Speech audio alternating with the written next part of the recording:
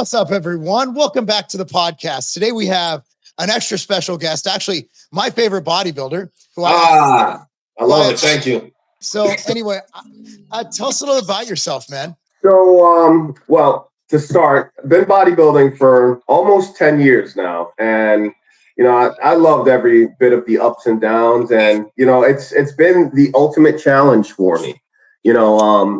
At the end of the day, I couldn't envision myself doing anything other than bodybuilding. And, apologize. I actually just spilled a cup of coffee. Dog was going crazy. But, I found my home with bodybuilding. I've been a pro athlete in other avenues. A lot of people don't know this about me, but I was a member of the U.S. bobsled and skeleton team back it's a great conversation starter. So, I always like telling that story.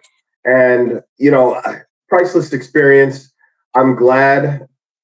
This sounds crazy, right? But I'm glad I got injured doing that because it ultimately led me to become a bodybuilder. How'd you get injured? I was on my way up to Lake Placid, and it's a very long drive from where I'm at. I was pretty much locked in, just, in a fixed position for probably about 5 hours. And I got to like the north side of Albany, and I'm driving along the highway, and there was a piece of plywood in the middle of the highway. An 18-wheeler went by and spit up this piece of plywood, and it came directly at me. So, I saw it at the last second, and I swerved. But when I swerved, I torqued so much, I instantly felt something in my hip. And, fun fact, I've been dealing with this hip issue ever since. It's kind of like the Bo Jackson hip injury. Yeah. Because I saw everybody under the sun, and no one could find the actual cause of it. And, chiropractors, MRIs, it didn't matter. But I knew that I wasn't at my full potential. So with that happening, I still went up to the combine and managed to earn a spot on the team. But I knew something wasn't right. And when something's not, 100%, I'm not going to waste my time with it. So I came home, chilled for a little bit, reformulated a plan, started training, met a guy at the gym. Him and his wife were competitors. They're like, "What are you getting ready for?" Told them nothing. Just get ready for the weekend. And they told me about a show that was going on in New Haven, Connecticut.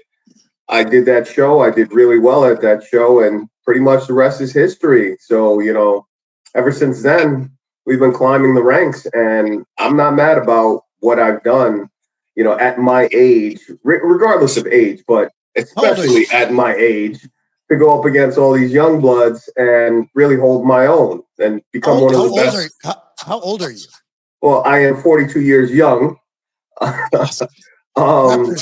let's go. And I'm still kicking. So, guys like Keon that just cracked 30, and, God bless them. These kids work hard. So, I give them all the credit in the world, but it just goes to show it really comes down to what you put into it.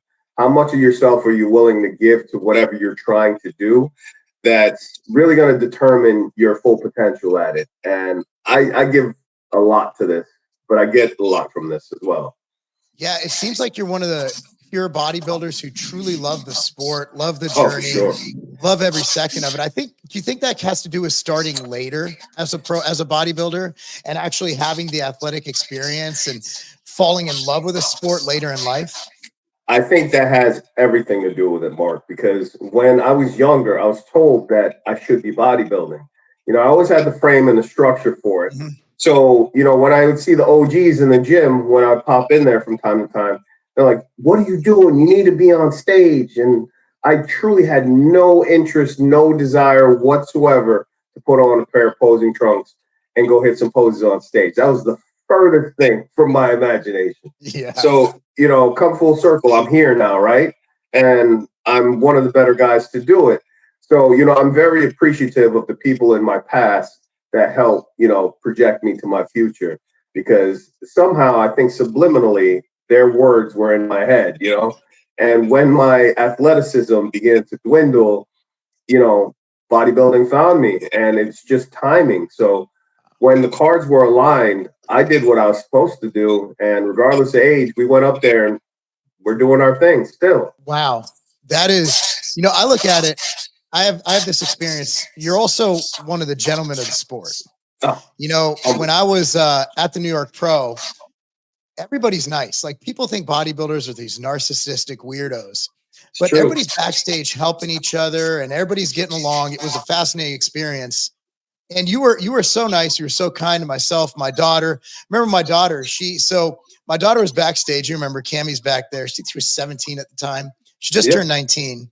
And she looks at you and she looks at me. She taps me on the shoulder. She said, "Good luck, Dad." And I said, and I said, "What, you don't think I could beat him?" She said, "No." I raised an honest woman is what I did. Well, they say kids say the darndest things, She was almost a full-grown woman at that point, though. That was just an adult saying an honest thing. Well, we need to get her on the judging panel. So, she would definitely be judgmental of everybody up there. That's good. So what's crazy is once you got started, like, you got into bodybuilding, you're like, all right, let's get this done. I'm going to do this. What were some of the biggest challenges and hurdles you faced when you started? Oh, God. I mean, the list is endless, Mark, but the first thing would be time.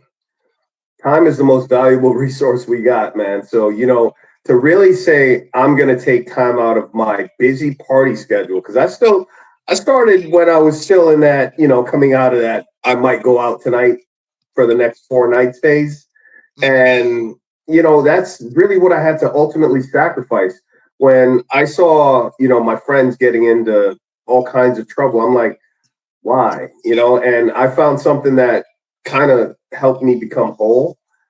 I would rather devote myself to that than go out and just, get plastered and spend a ton of money on alcohol I don't need to be drinking.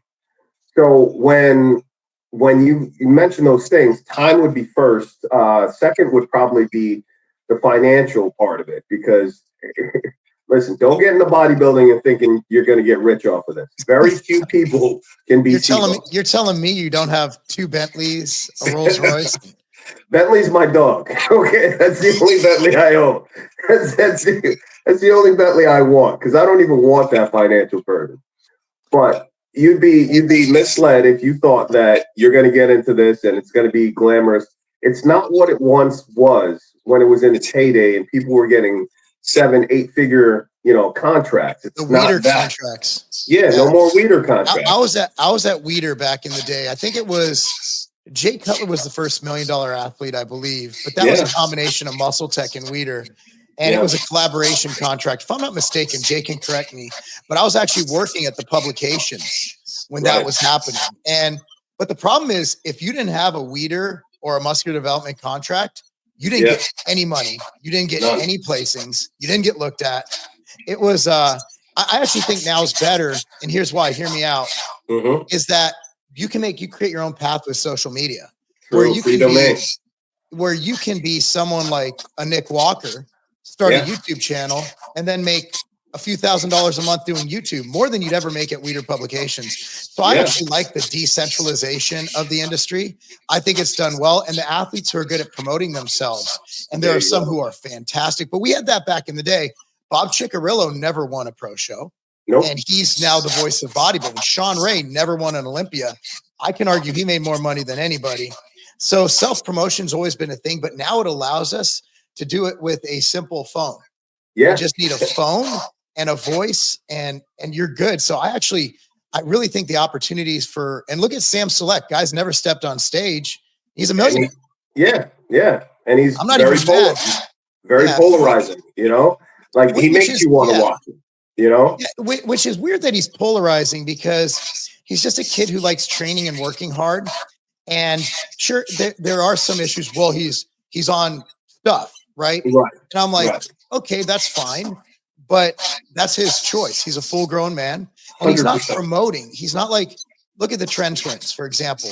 Their name is Trend. I understand, but Sam doesn't talk about the drugs. He doesn't talk about that. He's just like, here's me training, here's me eating. And that's it. And I actually think if I have a 17-year-old son and I have a 12-year-old son, I'd rather them watch Sam Select than watch some kid who goes out and parties and gets drunk. And 100%. And there's another kid. I don't know if you know about wrestling. There's this Bo Bassett kid. He's the number one high school wrestler. He's a junior. He's getting paid all this NIL money to go to, I think he committed to Iowa. I forgot which one. But the kid, he's famous for these 5 a.m. machine gun workouts. So all these kids watching him, they're not going out. They're not partying. They're not getting girls. They're waking up at 4 a.m. to get to the gym at 5 a.m. and then have wrestling practice at 2 p.m. Right. It's just, I actually enjoy that, role models for our kids. And then we could talk to them about the dangers, the risks of all the other stuff. That's 100%. On the parents. I'm a Sam Select fan. I mean, I'm not like wearing his clothing, but like, I think he's overall a good influence. Now, here's the thing. I never understood why it was a bad thing to, showcase your life. But yeah, if you're just showing people your truth, how can you hate on that? Like, honestly, that's the definition of a hater, to hate on somebody's truth. This guy is, hey guys, I'm not hiding anything. This is what I do. If you want to talk about it, let's talk about it. But that's not, the cornerstone of me. That's just part of my journey, and he's showing you that. Whereas you get a couple like the Trent twins.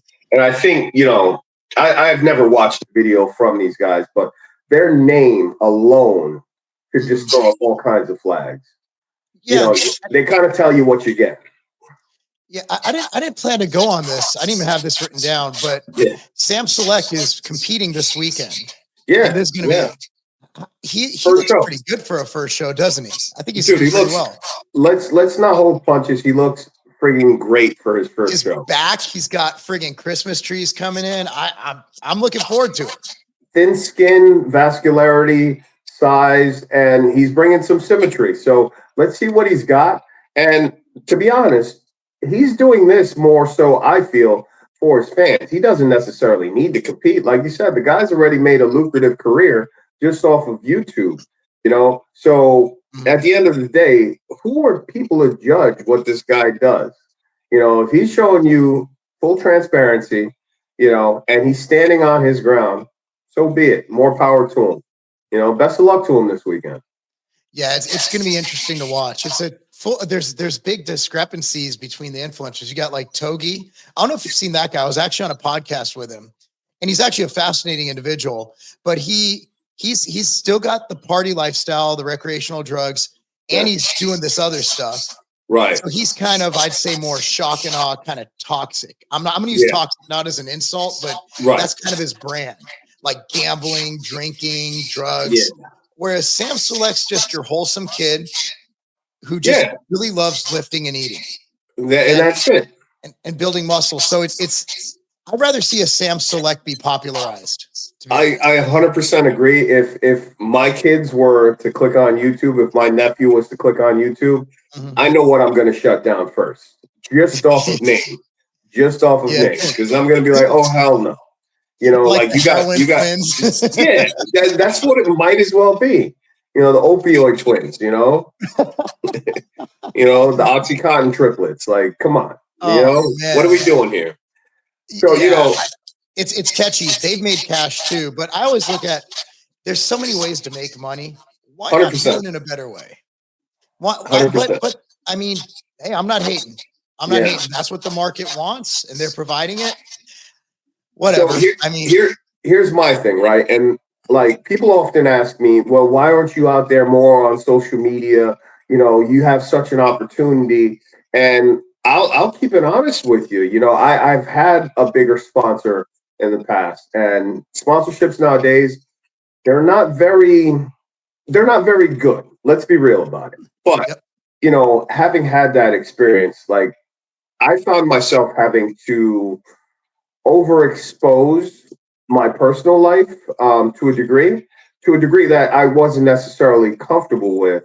And, it's kind of like, all right, well, there's financial gain for doing this. It really comes down to, if you want to be successful at YouTube or whatever, how much of yourself are you willing to expose? And I won't say words like sacrifice, because that sounds like it's got negative tones to it. But how much are you willing to expose of yourself? And for me, I like my personal life personal, So that's where a guy like me will struggle in the social media realm. And I'm okay with that. you know, because social media never really put food on my plate. You know, I still have a job. You know, I run a small little business, and, you know, I do my personal training, and that's how I put bread on the table. But, you know, kudos to these young kids that are coming up that just know how to market themselves. And, you know, they stick together, man. These guys click up, and you see every kid in the gym dressing like Sam. You know, they're acting like the Trent twins. And, you know, it's cool to see the evolution. So I do agree with you when you say that, you know, it's better now because it's free domain, and you get to pick and choose what you get to expose. And, you know, I don't think there's a right or wrong. It just comes down to personal preference, because I still view myself as successful in the sport while still maintaining a great deal of anonymity, you know? You're one of the few. I Yeah, mean, you're one of those, but you have the thing is, like, you have staying power. Like, bodybuilding's not forever. Like, Tom no, Brady even retired, right? yeah. Aaron Rodgers. I don't think Aaron Rodgers is ever going to retire, but we'll find out. Well, You're up in that he got the talking to, right? Yeah, he got kind of they let him go, but Yeah. hey, I'm hoping he comes to Tennessee, because we need something in the Titans, even for just a year. We just need something. We need something other than Will Levis to carry us through. I'll take Aaron for a year. I think Aaron actually built a house down the road from me, if I'm not mistaken. Hey now. Yeah. Hopefully we could become friends. What's funny is, you remember Matt Castle? I do. 2010 Pro Bowl. Yep, He actually I coached his kid on my football team last year. I was just about to say, Aaron probably needs a trainer. There you go. Well, I mean, why not? I was just a line coach. I was just like, here, go. He was Matt Castle's kid. The genetics were on his side. Right. I didn't have to do much. There you go. The kid's a monster. Like, he's like 6 foot at 12 years old. You gotta love it. You gotta love it. What a monster. So getting into like the bodybuilding thing, right? Like, you take your prep seriously. You take it like a job. I was actually a job. We were getting ready for the same show, obviously. And I was watching your Instagram every day, like, wow, like the amount of detail prepping every day. You're showing these progressions, and every day, and the layperson can't notice this, but I'm noticing more detail, like little lines coming in all over. So can you walk us through like a typical day during contest prep? Sure. Well, first off, it's not only a job, you have to breathe it. It really has to be on your mind all the time. I mean, compartmentalize it. Yeah, you can tuck it away, but back of your mind, you can't slip. You've got obligations to meet. And this, if you're serious about winning a pro show, and this trickles down to the amateur level as well, but if you're serious about winning a pro show, you have to check all the boxes. If you want no stone unturned, I gave my 100 to this prep. Check every single box. So you're very methodical with your breakfast, meal 2, meal 3. You're making sure your supplements are taken at the same time. You're getting to bed. You're hydrated. It all becomes a voluntary obligation. And in doing that in repetition, it's second nature. So you find yourself becoming a different individual than you were, however many weeks ago. And it's for me, it's a challenge every single time, but I welcome it because it teaches me a new lessons every single time. It's like leveling up, like Dragon Ball Z. He hit Super Saiyan, I hit Super Discipline, and then I got Super Duper Discipline.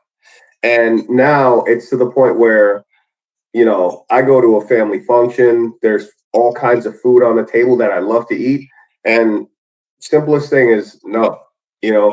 Whereas when I first started, no wouldn't even have been a thought. It's like, how many of these calories can I get in before it's too much? You know what I'm saying? Yeah. So those are the things that has taught me. And, it's almost now a superpower, the ability to say no, the ability to walk away. And for me, I couldn't see myself becoming any other person than this. It's strengthened my resolve, and it has taught me so much about myself and also about the will and strength of other individuals. Yeah. it's hard. Like for me, as someone who's been competing since 16 years, somewhere in there, when I started. So for me, it's hard for me when people say, well, I can't not eat that. I'm like, why not? Like, oh, I have to. I'm like, so it becomes hard for me to empathize with people because I'm like, well, just don't do it. You know? Yes. So it's really a weird mindset to be in. That's 100% true. So how do you, so speaking of that, like you say, like in the off season, how do you approach nutrition in the off season? I'm pretty good. Now, here's the weird thing. I was just actually having this conversation with my last client, and it's not diet anymore. You can't view it as diet. It's just who you are. If you view it as diet, that means there's a chance for another option. Eat better, be better, do better. You get better results. The word diet, forgive my language, but diet is, get that out of there. Get that out of your lexicon. If you're trying to eat better, just eat better. Like you said, right? Don't eat that. It's that simple. It's those simple words, because words do hold power. Don't do that. You know what I mean? When you were told don't do that, you knew it was bad. So if I'm telling you don't eat that cupcake, you know that cupcake is bad. Or don't eat that much. A lot of people will eat good stuff. They just eat too much of it and wonder why they're not getting anything from it. You know, so it's finding that sweet spot in the recipe that you have to adhere to enhance whatever human performance you got. You know, so it's legit just discipline at the end of the day. You know? Well, you were a pro athlete, so you have that mindset to get to that level. I think without sports, Mark, I would have found this. I think it's a characteristic trait. And, you know, I hate to go there because it sounds like, you know, I'm preaching, but I grew up in a time where if you were told don't do that and you did that, there's going to be a sound effect. You know what I mean? You're going to hear something like, you know, there you go. And then I knew don't do that. So whether, you know, we got to slap somebody or something, no, don't slap anybody, especially your clients. But, you know, that's the kind of train of thought you got to have, man. It's bad. Walk away from it. And again, that's just one of those things that I think I would have had without bodybuilding. Bodybuilding helped me master the ability to say no. That's one way to look at it, man. It's because people always look at bodybuilding as almost a binge and purge type thing, right? Like you have the off season and you just go off the rails. Now, do you bulk in the off season? What's your typical off season like? Because you remember Lee Priest back in the early 2000s, right? Yeah. Like, dude used to eat buckets of KFC, Krispy Kremes, and he used to just get fat. What is your approach to the off season as far as weight gain from contests? Like, how close do you like to stay? You've obviously made tremendous gains over the past, let's say, 4 or 5 years. So you are putting on lean tissue. How are you approaching that? Do you do the bulk phase? Do you do more of a, I'm going to eat in a caloric surplus phase and keep it clean? So when I was an amateur, you know, you see guys like Lee Priest, and this isn't a shot at Lee, you know, because many others did it. But when I would see those guys in the off season and they would go food crazy, or at least that's what was shown of them, you know, because it was so sensational. You see Juan Morel banging out 20,000 calories in a meal, you know, or in a day. I've eaten one of those with him, by the way. Yeah, you know, shout outs to Juan. That's my guy. We went to Five Guys together. It was amazing. I can imagine how sloppy that looked. That dude can eat. That dude, I've never seen anything like it. Ketchup everywhere. Oh my! I mean, dude, he's like it was like because Five Guys is not cheap. That is rich people food. Yeah, we must have spent like $90 that day at Five Guys, just us. So usually I go to Five Guys. I don't go to Five Guys anymore, but when I did, my bill would be like $30 just for my shit. Yeah, and honestly, it's not worth the calories. But at the end of the day, I would see that and think that that was the way to do things. Not knowing that for me, there was probably a better option. I thought that was the only option. So as I got better, like you said, in the past few years, I started to realize less is more. So if I weigh less in the off season, it's easier to get in shape. So, allow some flexibility, but not complete, Jesus take the wheel.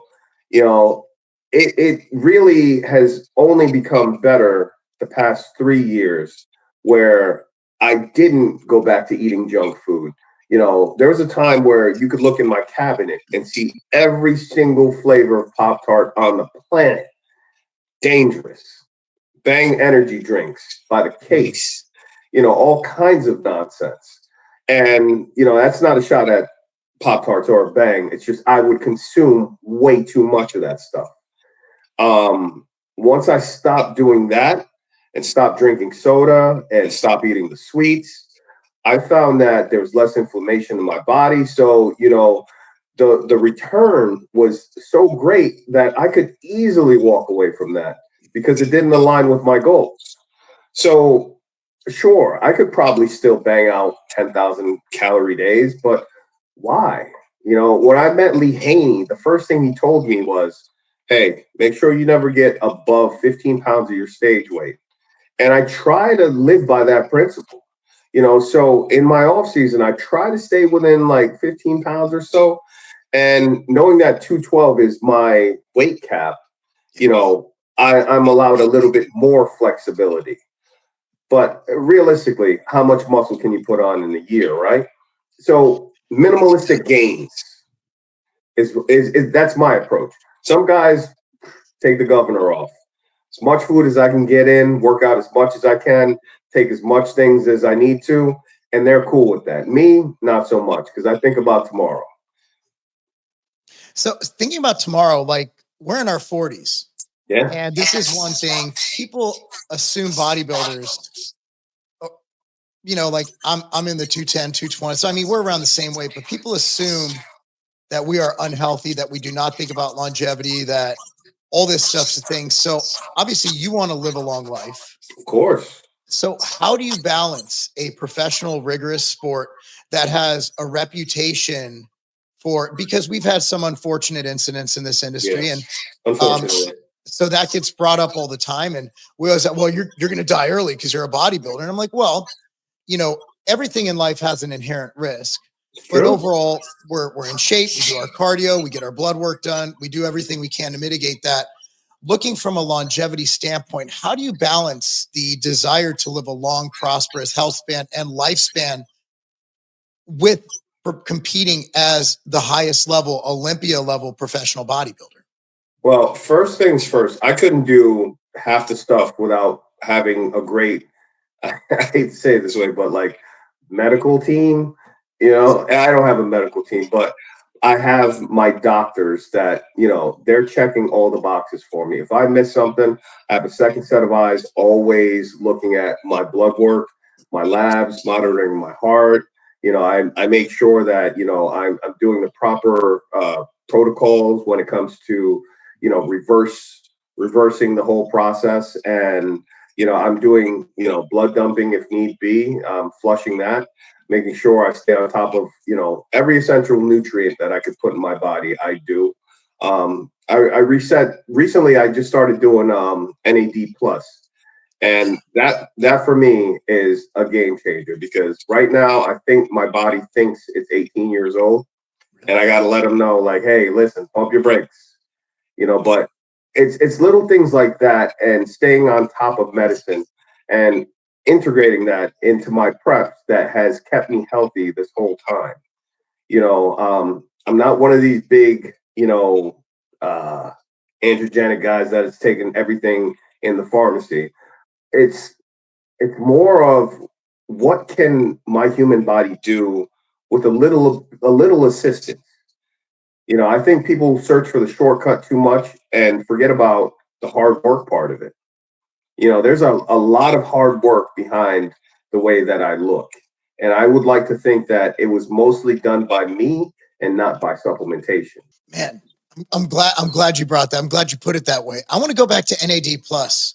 Yeah. Because a lot of people have questions. So I'm actually, I looked into, did you do it IV or do you do the injectable? I've done both, but what I find is I get way more from the IV. That's what I've heard. I've heard a ton. You can I priced it out. It's there. so expensive. I'm like, so you think it's worth it? I do believe it's worth it, especially post contest. If you're in your off season, if you're a competitive athlete, like search this out, intravenous NAD plus, and I guarantee you it'll be a game changer. I don't want to disclose too much about what I do, but I will say this. Pretty much everything that I gained last year, I've held on to and managed to gain exponentially with minimal effort over the past 3 months. Because I haven't been able to train as much as I would like to due to taking time off for family and other obligations. But I've held on to every ounce of muscle and somehow managed to put on a good ton of muscle in that time period. So I believe it resets your mitochondria the way that you need to be reset. Like it basically tricks your body into thinking you're a lot younger than you are. Well, you got me sold because I actually just this week, I'm not kidding you. I priced because you get the injectable stuff. It's a lot less expensive, but there's a place down the road that just opened up. And I'm like, let me look at the pricing. And I'm like, I'm the cheapest man you've ever met. Right. You've never met anyone cheaper than me. And my wife is just as cheap. So I'm looking at, I'm like, keep it smart. Yeah. I'm like, man, you know what? But if there's what's the point of having money if you feel like crap and you don't live long? So again, NAD is fascinating. I'm glad you kind of gave that, I'm glad you kind of gave that little testimonial for it, or at least what you feel. And again, guys, consult with your doctor, of course, and 100%. Do what you need. But I know that like Joe Rogan, Tim Pool, all these guys, when COVID was going around, they were getting the NAD infusions. I think that's when it kind of kicked off. When Joe Rogan's like, yeah, I had the NAD and I had glutathione and I was getting infusions every day. I'm actually, so there's different levels. Do you know the dosing of the NAD you use? There's 250, 500. I go 500. I go 500 every time. And I did it probably about for 5 weeks straight. And I think I'm scheduled for another one just because, personally, maybe it's a hygiene thing. I don't know. But since I've been getting this NAD plus, like, I kid you not, I don't get sick. Like, I get my NAD plus, I get my glutathione, and I swear to you, I don't get sick. And I love it. So, I have been told this is what a lot of the guys on Wall Street that, they party and they do whatever recreational drug, they go back to NAD plus because it helps them to reset. I do hot yoga, and a couple of the yoga moms were talking about it next to me. And I was like, just listening, while dying, because I'm not good at hot yoga at all. I can't hold any of the poses. And then you flexible? Stuff like no, no, not at all. So no, but it's also your body gets, so there's one where you wrap your elbow. So you put this in here and you touch your hands together. And I'm like, and she's like, just hug yourself. I'm like, right.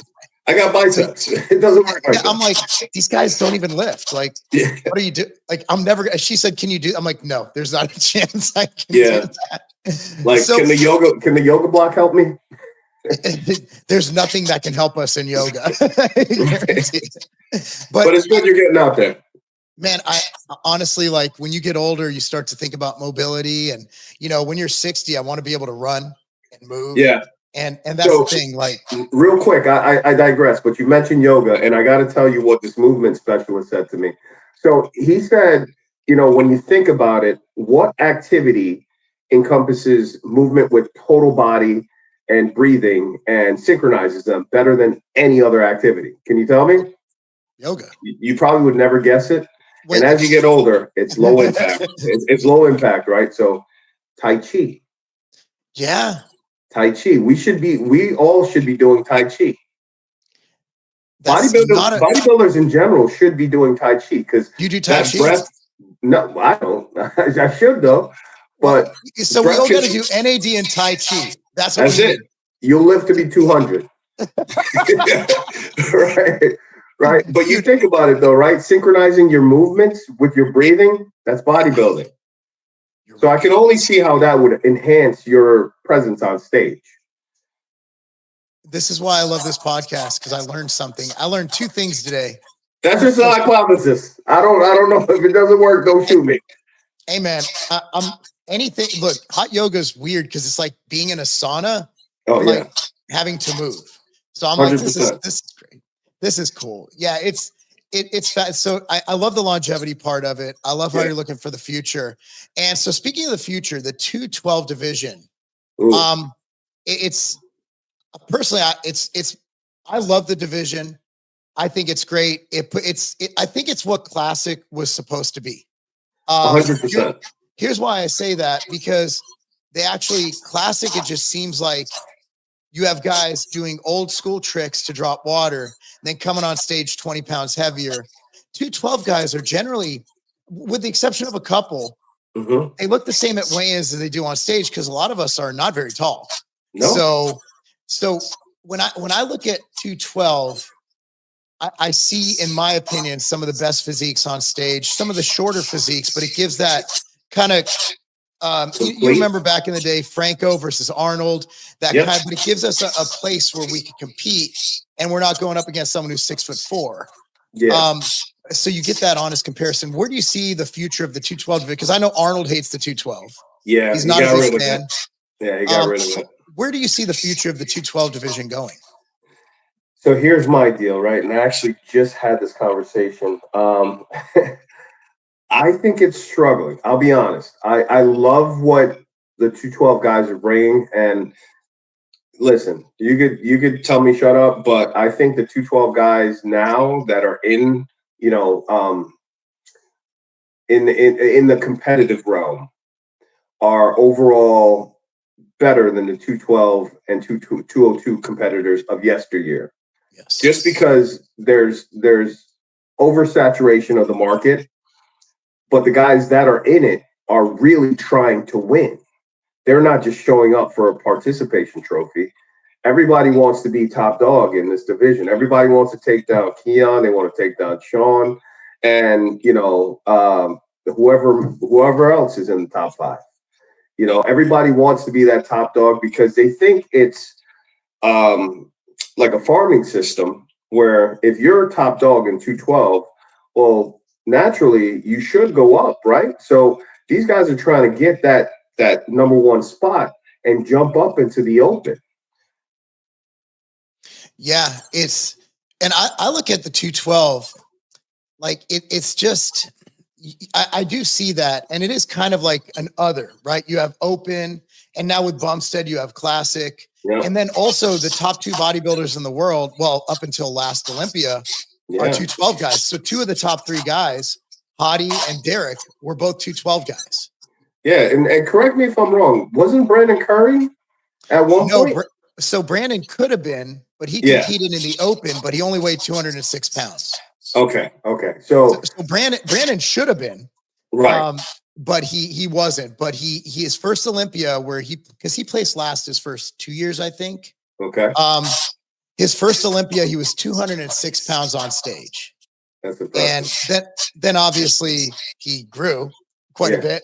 But yeah, but even then, I mean, he had a winning physique for the 212. I mean, And William Bonnick is another one who's a 212 competitor. I mean, you see all these guys that are just, you're right. It is kind of become a farming system, but I do see a place for it, and I hope they keep it. 100%. So that's backtrack. I do feel like it's in like a big gray space, and it's kind of shown that way. Even at the Olympia level, the 212 guys are kind of away from a lot of the action. Even though they do get fans that'll walk by, it's kind of polarized towards classic and open bodybuilding. And 212 is kind of out there. I don't want to say it's an afterthought because we do have our fans, and usually our fans are asking us, when are you going up to the open? Did you see Ronnie Coleman just said that Keon would never lose an open? Yeah, I mean, that's a nice thought, and it holds some weight coming from the greatest. Yeah, but at the same time, Samson's pretty damn good, man. Oh my God. You know what I mean? Like, it sounds good. It sounds good. And it's I'm sure it's like a feather in the cap of Keon. No shade thrown, but man, that's going to be a tall drink of water to take down. Literally a tall drink of water. You know what I mean? Samson's a large man, and he's got great symmetry. It's gonna be right if he keeps bringing it in, and I think just he proved that, like, doing his whether his wife did his prep, I don't care. Whatever he did, he needs to do that again and again and again. And he's been doing it, because if you've been tracking his progress into this Arnold, he's only gotten better. And listen, Keon's my buddy, but 200 pounds versus 300 pounds in 6 foot. It's a tough, like I said, that's like drinking a Stanley Cup in one chug. It's Mount Everest. Like, good luck. Yeah. Mount Everest before they had the trekkers. Like, you're on your own. Exactly. And I saw that movie, and it doesn't end well. No, it doesn't end well. So moving on, like, if you're, let's say I'm an aspiring bodybuilder. Like, let's say I'm a newbie. Let's say my 17-year-old son comes to you and he says, hey, I want to be a bodybuilder. What advice would you give to him? And he said, I want to be a pro. So he's an aspiring pro. What advice would you give to him from beginning to climbing the ladder? What would be some advice you'd give to a young bodybuilder looking to climb the ranks? Right. So reflecting on my own aspirations as an amateur, the first thing I set out to do was to turn pro at my first show. I didn't know that was impossible. So first thing I'll tell him is learn the sport. I really did say that to Chris Tono. I was like, I'm going to bodybuild, and I'm going to get my pro card and win my first pro show, my first show. I didn't know how the system worked. So I would say learn how it's assessed, learn how it's judged, learn how many judges are going to be on the panel. If you so desire, seek out the venue, know where you're going to be and plan everything out. So it's really, taking inventory of how are you going to become pro. So write down all the things that it's going to take, or you think it's going to take, to turn pro. And I'll tell you what's going to work and what you need to get rid of. But the first thing is financial. Are you going to be able to support this? This is not cheap. Bodybuilding is a luxury item, right? Next, discipline. Do you have what it takes to say no, right? Do you have the time to train? And these are all things that we got to ask ourselves when we set these, huge aspirations up. How's your body? How's your health? Paramount to all of that. How is your health? So start with that. If your health is okay, then go bodybuild. And I believe that without that, until things are right, metabolically, don't even say you're going to start consuming copious amounts of protein. So get everything checked out. Get checked out. It's just like, going on a field trip. You remember you had to get a physical? Yeah. Yeah. So just do that. And then we could start talking about how are we going to get there? How many times you're going to, eat a day? How much water do you need to consume? What kind of supplements can you take? But it all starts with health first. Then I'm going to, probably ask financial, and can you say no? Yeah. Goodness. That's phenomenal advice. So just kind of round this out, man. Greatly appreciate you being here. Looking ahead, 2025's here, and you have a lot. I mean, to beat last year, like, you had a great year, a phenomenal year. What are your plans? You want to know something funny? What's that? So, this would be the first time I say it out in public, but back in April, I was walking my dog, and dog saw another dog. My dog is erratic, if you didn't hear him barking in the beginning. But he actually spun me around with the leash and managed to tear my tricep. So my tricep in my right arm was partially torn the entire year last year. So I was doing that whole prep, like my longest season, with a partially torn tricep and a bone spur in both elbows. So, that was a true test of character and a how bad do you want it type of situation. And I really wanted to get that qualifier for the 2025 season. So, I'm a trainer, like I said, and I know how to work around an injury better than most. So I did just that and managed to win 2 pro shows, finish 4th at the Olympia, and get 2nd at the New York Pro. That is insane. So again, that's nuts. What it comes back down to is how bad do you want it, and can you say no? Because I could have went out and said, "Hey, this is it," but I said, "No, I'm not quitting. I'm not going to quit on me." That's insane. So, what are your plans for this year? What do you have lined up? Well, now that we have 5-6 months to grow, and I don't need to grow. I just need to, get a little bit, harder, pause, but develop more, refinement. And I'm going to drill that idea into my muscles and let them know that, hey, we don't necessarily need to get bigger. We're comparable to the biggest guys on stage. What's the sense in growing and, putting yourself at risk for, whatever, Yeah. But I think for me, it's just refine what I got. Sure, come in with a little bit of size, but I could offset all that with great conditioning.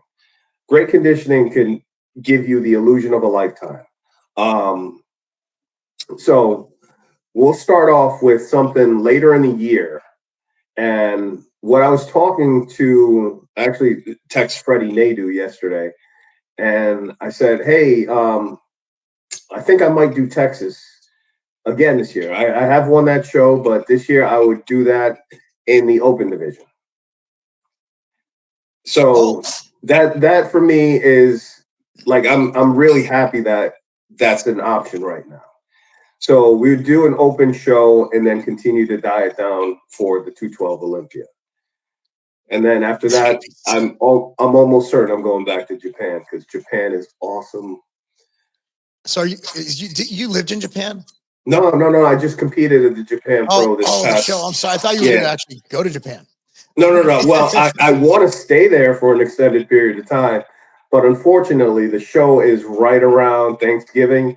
And you already know, Thanksgiving, you got to be at home with family. You got to be with family. That's a must. Those are the holidays. I look forward to seeing it, man. I look forward to seeing it. I really think that might be the best outcome because there's no sense in me doing a 212 show. Like, I've done that and I have nothing to lose going up a division. That's not my division. Yeah. Right. That's awesome. So on conditioning alone, I mean, I don't think people understand, I'm not nearly the bodybuilder you are, but the only Dude, you're one of the most conditioned guys that ever step on the stage. Are you kidding me? Okay, but that was what I was getting at. Like, what I'm saying is you can make up for a lot of genetic deficiencies by I hate to use the word suffering because we love this, but simply by having the willpower to suffer a little bit more, do a little more cardio, eat a little bit less, maybe tweak your diet, increase your protein, drop your carbs and fats a little more. And I think it just gets hard. And a lot of people, for me, and I just to interject real quick with mine, and then obviously we'll say thank you and in respect to your time. For me, it's the easiest part of the easiest thing. What makes dieting easy for me is having a busy life. So, and also just being prepped. I have these thermos containers, and at the beginning of the day, boom, boom, boom, my food's heat up, ready to go. Thermos keeps it warm all day, and I can't mess up. This is what I have to eat. Like an MRE in the Army, I'm just ready to go. Where, if you're not prepared, you're out on the road. Let's say I go to a wrestling tournament with my kid and I have nothing around to eat. I'm going to have to slip and go get some food out. And when you're prepping, when you get into the condition that you get into, that I get into, that Keon got into this year at the Olympia, which was, I was very happy to see him finally nail his conditioning. It was nuts. You just can't leave it to someone else. You need a food scale. You need everything to be by the book. You got to do your cardio. You got to do your weight training. You got to train hard. If you wake up and you don't feel like training, don't train. Figure it out. Yeah. Well, I mean, like, listen, I always say if it's not there, don't force the issue because one day's rest is 2 days in the gym. And you know what I mean by that. But yes, I do. When you're in the latter parts of prep, things kind of change a little bit. And you know what I mean? I'm talking about latter parts of prep. I woke up the other day and I'm like, my ankle hurts. I'm gonna just go to the sauna instead. Right? This paper cut's been killing me. Man, in the offs, it's because how many days a week do you train? I hate to extend this, but how many days a week do you train on? Well, what I love to do is 2 days on, 1 off. And that's just, I keep it in rotation. But this year I've been able to take more time off than I have in the past since COVID started, since 2020. Yeah. So I haven't had, an extended period of, 3 weeks off from the gym. And while it killed me like the first week and a half not to go train, my body thanked me for it. Yeah, I'm 2 on, 1 off too. It's funny we came to that same conclusion. I think it's the best split. Even if I wake up and I'm like, I'm going to train today, and it's the 3rd day, if I go in, it's just not right. Something's wrong. Yeah. So everything falls into place. When I say that, I mean your recovery's on point with 2 on, 1 off. Your progression is undeniable with that. And honestly, like I think you just need a mental break from the gym. These people at the gym, they're your friends, whatever. Sometimes it's just better to just chill at home and just take yourself out of the equation. Figure out, do your taxes. You know what I mean? Figure something out. Because you want to make sure the gym is fresh. When the gym starts to get stale, you're going to start struggling in your lifts. I promise you that. I know there's definitely some psychological research to back that up. But if you allow absence to take place, it will make the heart grow fonder. Amen to that. Well, brother, we appreciate you coming on. This is awesome. I learned a lot. Thanks for having me, Mark. I learned a lot. Even if this is just a phone call of us chatting, like I feel enriched. Thank you. Likewise. This is great. So where can people find you and how can they support you? Well, people can find me on Instagram, Kerrith_Bajjo. That's KERRITH_BAJJO. And that's pretty much what I got going on for right now. Right now, we're, just getting back to work. I'm building my book. If you guys need training sessions, send me a DM. I'm in the Connecticut area. And if you do want to support the movement, the Apex Predator brand right there, that's your guy right there. Yeah. So that's me. Where do you get those shirts? Where do you get the shirts? I just started making these crew necks, and I actually really like them because they're great to train in.